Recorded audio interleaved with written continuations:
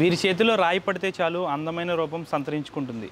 దేవుళ్ళ విగ్రహాలైనా రాజకీయ నాయకుల విగ్రహాలైనా అవలీలగా చెక్కేస్తారు. ప్రస్తుతం మనం పశ్చిమ గోదావరి జిల్లా సిద్ధాంతంలో నేషనల్ హైవే పక్కనున్న ఒక శిల్ప కళావేదిక, అంటే ఇక్కడ దాదాపు ఇవన్నీ చెక్తూ ఉంటారు, ఒక రాయితో ఇవన్నీ చేస్తూ ఉంటారు. ప్రస్తుతం శిల్పి ఎవరైతే ఉన్నారో లక్కు వర్మ, ఆయనతో మాట్లాడదాం. ఎన్ని సంవత్సరాల నుంచి ఈ విధంగా చేస్తున్నారు అనేది. సార్ నమస్తే అండి. నమస్తే అండి. ఎన్ని సంవత్సరాల నుంచి మీరు ఈ విధంగా చేస్తున్నారు, ఇదంతా ఎక్కడ నేర్చుకున్నారు, ముఖ్యంగా ఈ రూపం రావడానికి మీకు ఎన్ని రోజులు పట్టింది? ఓకే, ఇది ఫస్ట్ వచ్చేసేటప్పుడు మనం క్లేలో తయారు చేసుకుంటాం. మోడల్ ఒకటి తయారు చేసి ముందుగా మీరు ఎప్పటి నుంచి నేర్చుకున్నారు, అసలు మీ ప్రస్థానం ఏ విధంగా? నేను 1995 నుంచి కూడా ఇదే పని. నాకు అప్పటికి 9 సంవత్సరాల వయసు అండి. నాకు అప్పటికి 9 సంవత్సరాల వయసు. అప్పటి నుంచి కూడా నేను ఇదే పనిలో వెళ్ళాను. మా గురువుగారు వచ్చేటప్పటికి నెల్లూరు అండి. ఆయన దగ్గర నేను 2008 వరకు ఆయన దగ్గరే నేను వర్క్ చేశానండి. 2008 తర్వాత నా మ్యారేజ్ అయిన తర్వాత నేను ఇక్కడ స్టార్ట్ చేయడం జరిగిందండి. సొంతంగా నా విగ్రహాలు నేను ఇక్కడ మన ఊర్లో ఏదైనా చేసుకుని ఇక్కడే ఉండాలి, బయటికి వెళ్ళకూడదు అని చెప్పేసి నేను ఇక్కడే తయారు చేసుకోవడం స్టార్ట్ చేశానండి. మెల్లమెల్లగా నేను ఫస్ట్ వచ్చేటప్పటికి సిద్ధాంతం ఊళ్ళో పెట్టానండి. 2 ఇయర్స్ అక్కడ చేసిన తర్వాత మనకి ఇక్కడ వ్యాపారం బాగోలేదని చెప్పేసి హైవే పక్క వచ్చేసాను. హైవే పక్క వచ్చిన తర్వాత ఈ అందరూ ఇక్కడ రాజకీయ నాయకుల విగ్రహాలు, దేవుడి విగ్రహాలు అందరూ తయారు చేస్తున్నారు. మనం ఏదైనా కొత్తగా తయారు చేయాలి, మనం ఏదైనా వెరైటీగా తయారు చేయాలి అన్న ఒక ఉద్దేశంతో ఈ యానిమల్స్ ఏ అయితే పెరట్లో బొమ్మలు ఉంటాయో, గార్డెన్లో బొమ్మలు ఉంటాయో ఇవి నేను చేయాలని చెప్పి ఒక నిర్ణయం తీసుకుని వీటి మీద కాన్సన్ట్రేషన్ చేయడం జరిగిందండి. వీటి మీద కాన్సన్ట్రేషన్ ఎప్పుడైతే నేను చేశానో అప్పుడు నా వ్యాపారం మెల్లమెల్లగా అందరికీ కూడా పరిచయం అవ్వడం. పలానా వర్మగారి దగ్గరికి వెళ్తే ఈ విగ్రహాలు, ఈ పెరట్ల విగ్రహాలు సేమ్ అచ్చం ఎలా ఉన్నాయో డిట్టో దింపేస్తాడు అని ఒక పేరైతే నేను సంపాదించుకోవడం జరిగిందండి. దానివల్ల మన దగ్గర ఎక్కువ యానిమల్స్ కానీ, దేశ నాయకుల విగ్రహాలు కానీ, దేవుని విగ్రహాలు కానీ పర్ఫెక్ట్గా వర్క్ చేసి మనం అప్పు చెప్తామండి. అంటే మీకు ఈ రూపం తీసుకురావడానికి మీకు ఎన్ని రోజులు పట్టింది సార్ దాదాపుగా? ఒక విగ్రహం మనం చేయడానికి ఒక 3 days పడుతుందండి. 3 daysలో ఖచ్చితంగా ఫినిషింగ్ చేసి పక్కన పెట్టి ఒక 16 days క్యూరింగ్ చేస్తామండి.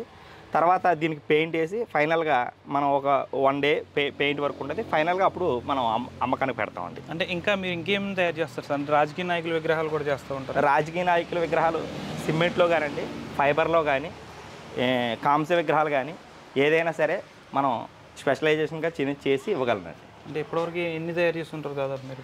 మేము దాదాపుగా ఒక 500 విగ్రహాల దాకా నేను తయారు చేసి ఉంటాయండి. నాకు ఎక్కువగా 2008లో మనం పెట్టిన తర్వాత రాజశేఖర రెడ్డి గారు చనిపోయారండి. చనిపోయిన తర్వాత దగ్గర రాజశేఖర రెడ్డి గారి విగ్రహాలే ఒక 250 విగ్రహాలు నేను తయారు చేసి ఇవ్వడం జరిగిందండి అప్పట్లో. Okay sir. తర్వాత ఎన్టీఆర్ గారి విగ్రహాలు కానీ, ఇంకా దేశ నాయకులు గాంధీ గారి విగ్రహాలు కానీ ఇవన్నీ కూడా చాలా ఇచ్చాను. అలాగే మన దగ్గర ఎక్కువగా కూడా అంబేద్కర్ గారి విగ్రహాలు ఎక్కువ తయారు చేస్తూ ఉంటామండి. అది తెలంగాణ మొత్తం అంతా కూడా జై భారత్ ట్రస్ట్ అని ఒకటి ఉందండి. ఆ ట్రస్ట్ తరపున చేసే విగ్రహాలన్నీ కూడా మనమే చేసి వాళ్ళకి అప్పచెప్తామండి. అంటే దానివల్ల ఏంటంటే ఈ బుద్ధుడిది కూడా మీరే చేస్తారండి? అవునండి. ఇది కూడా మేమే చేసామండి. ఇది వచ్చేటప్పటికి ఫైబర్ అండి. ఇది ఓకే సార్. ఇది ఫైబర్ అండి. ఇది వచ్చి గార్డెన్లో పెట్టుకోవడానికి చాలా అందంగా ఉంటుందండి. ఇంకా ఫైనల్గా పెయింట్ కలర్ వేయాలండి. కస్టమర్ మనకి ఏ కలర్ చెప్తే ఆ కలర్ వేసిస్తామన్నమాట. Okay sir. ఆయన ఇప్పుడు న్యాచురల్ కలర్ కావాలన్నారు, దానికోసం దాన్ని అలా పక్కన పెట్టి రేపొద్దున్న మళ్ళీ దానికి పెయింట్ చేయడం జరుగుతుందండి. ఇప్పుడు ఈయన ఎవరు సార్? ఎక్కడి నుంచి వచ్చింది? ఇది పలానా పర్సన్ అని కాదు కానండి, మన తూర్పుగోదావరి జిల్లా ఎస్పీ గారు ఆఫీస్ ఎదురుగా పెట్టడానికి ఈ విగ్రహం మన తూర్పుగోదావరి జిల్లా ఎస్పీ గారు నన్ను పిలవడం జరిగింది. పిలిచి ఎదురుగా మన పోలీసు వ్యవస్థకే మూలస్తంభమైన కానిస్టేబుల్ విగ్రహం నేను ఇక్కడ పెట్టాలని ఆయన అనుకుంటున్నారని నాకు తెలియపరిచారండి. అప్పుడు సార్ మీరు ఏ హైట్లో చేయమంటే ఆ హైట్లో నేను చేసిస్తాను, మీకు ఎలా కావాలో అలా చేసిస్తానంటే ఆయన ఒక నమూనా ఇచ్చారండి. ఆ నమూనా ప్రకారం మనం ఈ విగ్రహం తయారు చేయడం జరిగిందండి. ఈ విగ్రహాన్ని ఒక 3-4 రోజుల్లో ఇంకా పెయింటింగ్ వర్క్లో ఉందండి. 3-4 రోజుల్లో ఫినిషింగ్ అయిపోతుంది.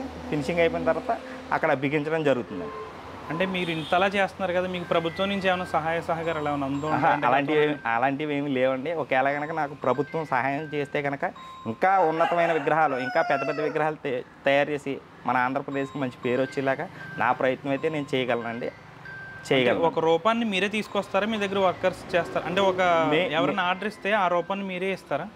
మెయిన్గా నేనే చేస్తానండి.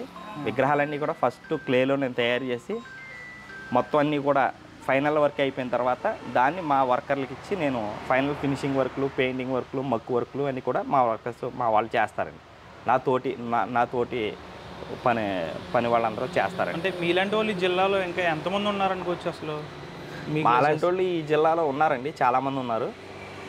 కాకపోతే ఏంటంటే మనం ఏదైనా స్పెషలైజేషన్ చేయాలి అనే ఒక ఉద్దేశంతో ఏంటంటే దేశ నాయకుల విగ్రహాలు, దేవుని విగ్రహాలు కూడాతో పాటు మనం ఏదైనా స్పెషలైజేషన్ చేయాలని చెప్పి ఈ యానిమల్ విగ్రహాలు మనం స్పెషలైజేషన్ అండి. ఈ యానిమల్ విగ్రహాలు అయితే ప్రముఖంగా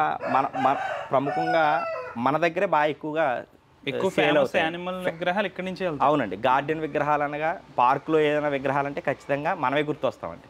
ఇది చేయడానికి ఎన్ని రోజులు పట్టింది సార్? ఇది చేయడానికి నాకు 10 days పట్టిందండి. 10 daysలో అయిపోయింది. 10 days అయిపోయిందండి. 10 days పట్టింది.